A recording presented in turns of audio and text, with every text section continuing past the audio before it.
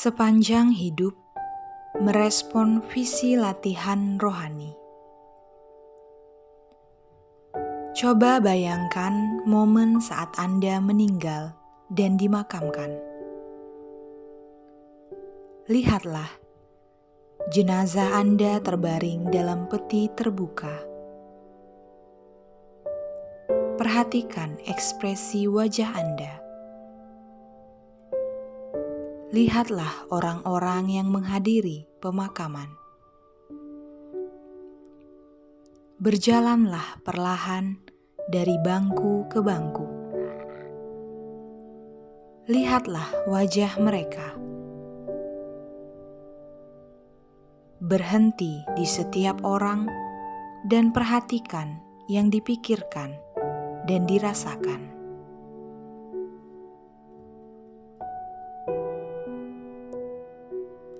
Atas khotbah yang diberikan, cermati apa yang dikatakan tentang Anda. Apakah Anda menerima semua ucapannya? Kalau tidak, perhatikan hambatan apa yang merintangi. Hal-hal baik mana dari yang dikatakan tentang diri Anda yang mau Anda terima? Bagaimana rasanya mendengar dia berkata-kata begitu? Perhatikan sekali lagi wajah-wajah sahabat dan teman yang menghadiri pemakaman. Gambarkan semua kenangan baik yang akan mereka ceritakan kalau pulang ke rumah usai penguburan. Bagaimana perasaan Anda sekarang? Apakah ada yang ingin Anda katakan pada mereka masing-masing sebelum pulang?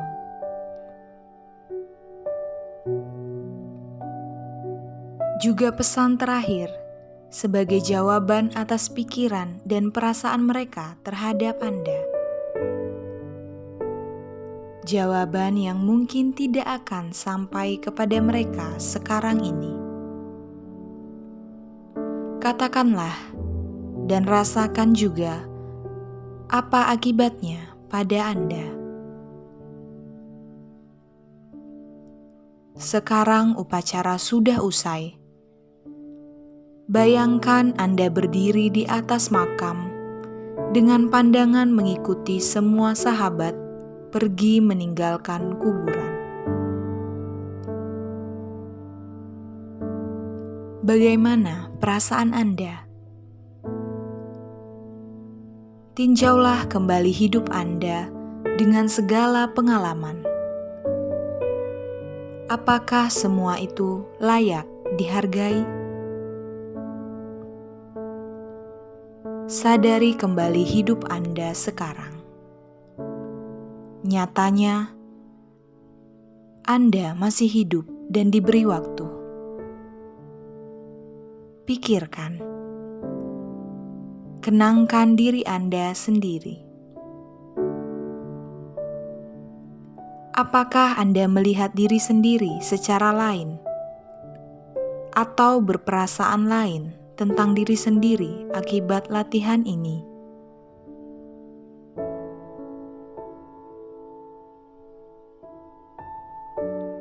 Konsiderasi yang dibuat seorang Jesuit India, Pater Anthony de Mello ini, kemudian akan memancing pertanyaan. Kisah apa yang hendak kubuat selama sisa hidupku di dunia ini? Apakah aku mau membuat cerita indah dan manis? Atau cerita buruk tentang diriku?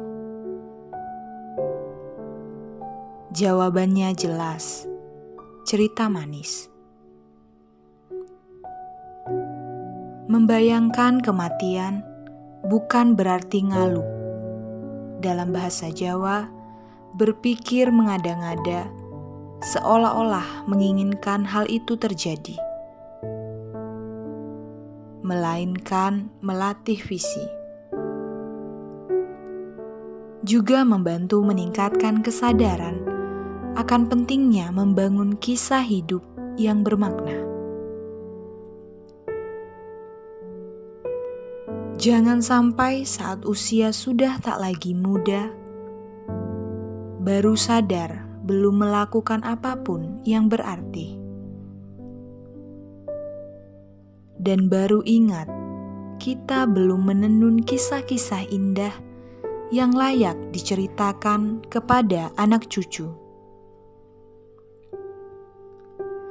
Maka pesan Paus di Hari Komunikasi Sosial Sedunia ke-54 ini sangat relevan sekali.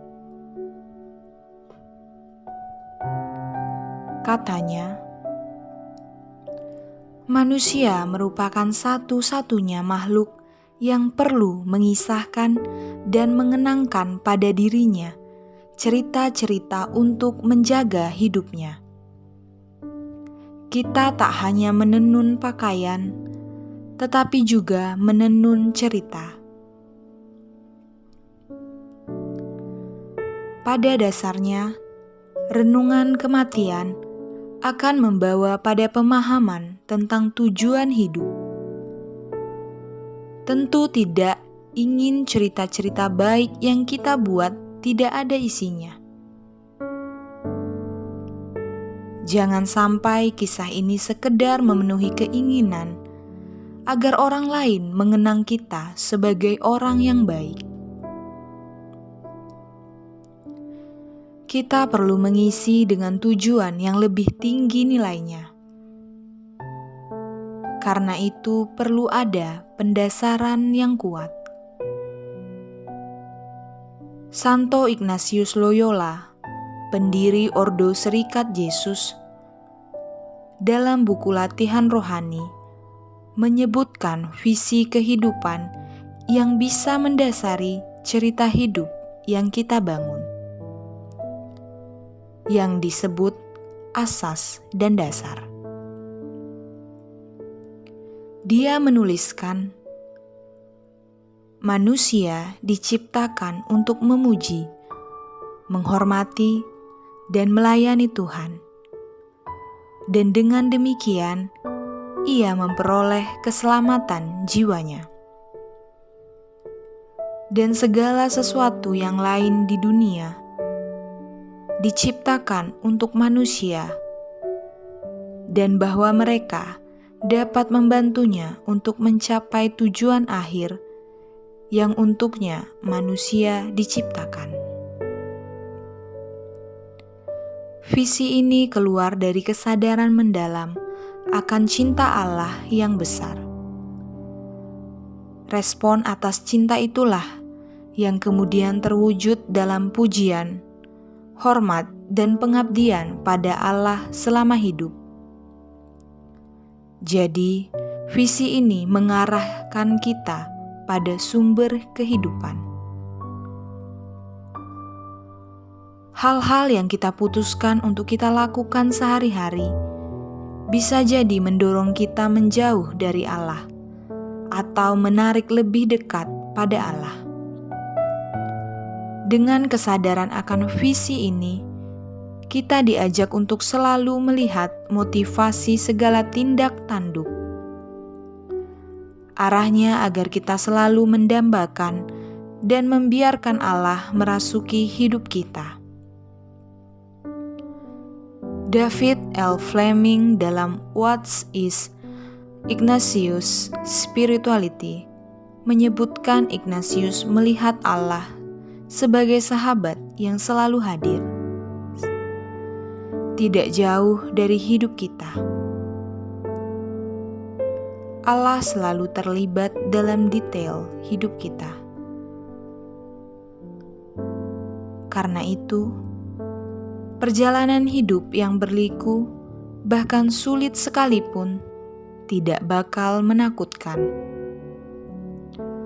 Perjalanan yang bisa jadi melewati banyak tantangan, kesulitan, dan gejolak. sehingga hidup kita bisa disebut sebagai sebuah peziarahan. Peziarahan bukan pengembara, juga bukan pelancong, karena peziarah memiliki tujuan. Jadi marilah kita mengisi hidup dengan perbuatan-perbuatan yang selalu didasari pada motivasi untuk menjawab cinta Allah.